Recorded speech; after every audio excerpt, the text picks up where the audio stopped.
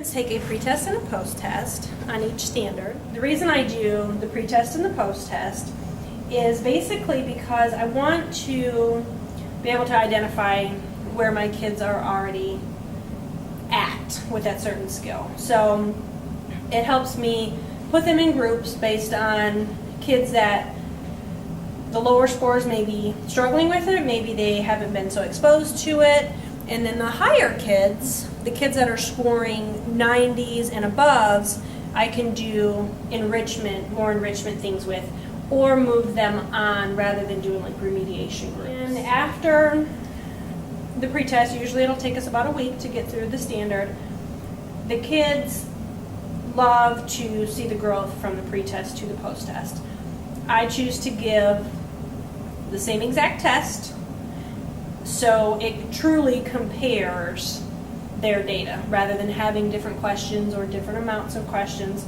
However, they do not ever see the pretest. So they see their score, but I do not allow them to see individual questions, which ones they got right or wrong. So then from here, the students have created their own data tracker, and with that tracker, they go in and they put their pretest score in, and then later on throughout the week before they take their post-test, they set a goal of something that they believe is attainable for them. And then after the post-test are scored, they can go back in and put that score in. So hopefully the kids can see their graph progressively getting closer and closer to 100. The pretest is also on a time schedule. If they're absent that day, they don't get to retake it. If they don't put their names on it or it doesn't get turned in, they don't get to retake it because I don't want to take away from class time. But what I've noticed at this point is the kids are really working out their problems, spending a lot of time on the post-test. And at this point, the pretest it's not been an issue of how much time it has taken. Okay, and I picked out a student of mine, her work samples, and this is her pretest over here versus her post-test over here. So some of us, might look at the 80 and think, well, she could still do a lot better. But when you look at her pretest score of getting a 33 to an 80, to me, that's something to be so proud of. And even more than that, what I love about this test is looking at her paper and just how much work she is now showing to make sure that her answers are correct. And these two are two other of her work samples. And in math, just how important it is for the kids to be able to show every single thing that they're doing. So that's something that I think the kids are learning too, and understanding if they really, really want to do well in the post-test, they have to start explaining and showing all of the work that they're solving. And one of the reasons that I think the kids are taking so much time on their test now is the little awards that we're doing.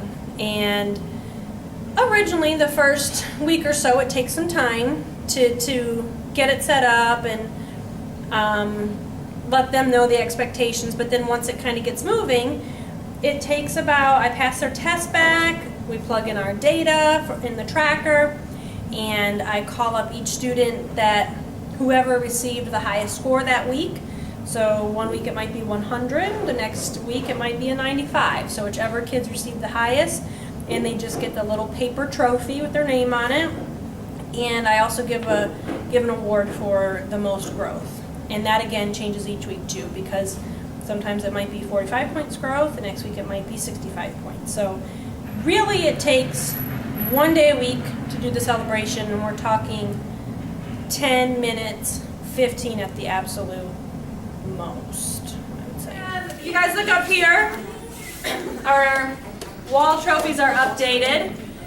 And this week, our highest score was a 100. So sometimes in the past, our highest has been a 90 or a 95. So this week it was a 100.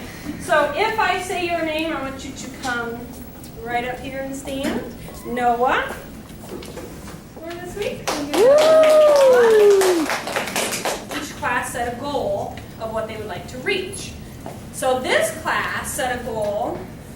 They wanted to reach 88% as their class average. So I have not announced if they have gotten it yet, but when I do my calculations, they went from, their pre-test average was a 42%. So a week ago, their average was 42, and they now went to a 92%. So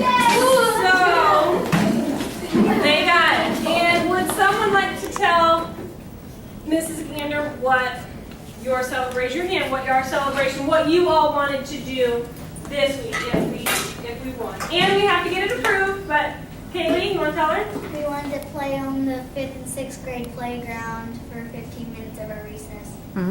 Good prize. Yeah. Okay, and the other thing that I wanted to talk about is how I remediate my groups based on the pre-assessment data.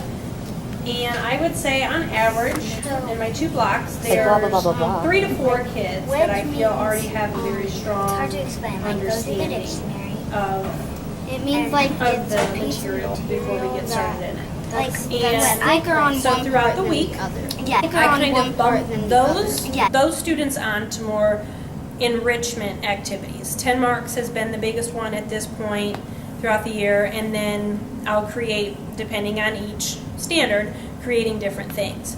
And then throughout the week, when I pull my small groups, it gives me more time to be able to pull those kids that need a little bit more help and guidance. And even with those children, though, that are getting the enrichment, I always talk to them, and I don't want them to ever feel like they're neglected. And if they have questions, they still do get that opportunity to meet with me in a small group. But I leave it more up to what they think they need. And for the other students, I use the data to decide which group they will fall in. A group that's maybe struggling a little bit more, or a group that's maybe on level that just needs a little extra practice. And from that, I just plan the activities based on whatever the data tells me.